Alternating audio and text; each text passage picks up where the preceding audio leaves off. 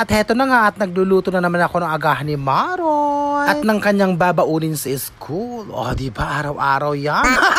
So, ayun na nga at pakakainin ko na ang aking anak. Katapos nga niyang kumain, pinaliguan ko na siya. At heto na nga at iginagaya ko na siya. At papasok na siya sa school. Napakabilis ang araw, Biyernes na naman, nakakaloka. Naka-civilian nga yung anak ko, hindi siya naka-uniform. So, heto na nga at papasok na rin ako sa aking trabaho. Magandang araw po sa ating lahat. Hello Philippines and hello world. At naisipan ko ang tignan ng dashboard ng aking Facebook. At nagawin nga ako sa may payout at tinignan ko kung ano ang nakalaga. Aba, naka-paid na naman. Alam nyo na. Kahit paunti-unti at maliit siya, napapalitan ng pagod ko. Kaya napakabawal tamarin sa panahon ngayon. O, diba? Ganon-ganon lang, nagkakapera ka.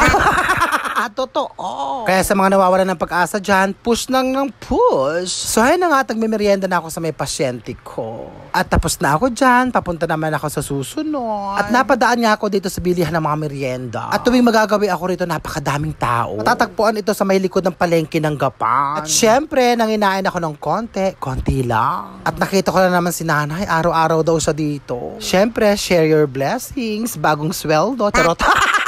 Hindi ko pa nga na-withdraw, mamaya pa lang, charot. So, ayun na nga at pupunta na ako sa susunod kong pasyente. Diba, busog na ako. So, ayun na nga, tapos na ako magpasyente dyan at pupunta naman ako sa San Leonardo. Mabuti na lang may dumaang bus at sa bus ako nasakay, hindi mainit.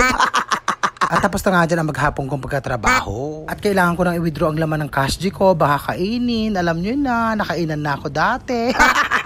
So, yun na nga at bibili na ako ng ulam ni Maron. Yan ang gusto niya at request niya. May tira pa naman ako sa ref. Okay na ako sa leftover. At pauwi na ako ng bahay. So, yan nga at nandito na rin ang anak ko. Pagod na pagod. Agad nga niyan tinanong sa akin kung anong ulam niya mamaya. Aba, yan sinabi ko yung request niya. So, yan nga at magluluto na ako ng ulam ni Maron. Nagigisa na ako ng bawang, walang butter. At nilagay ko na rin ang hipon. Lalagyan ko daw ng konting tubig para may sabaw daw siya. O, diba, pak na pak?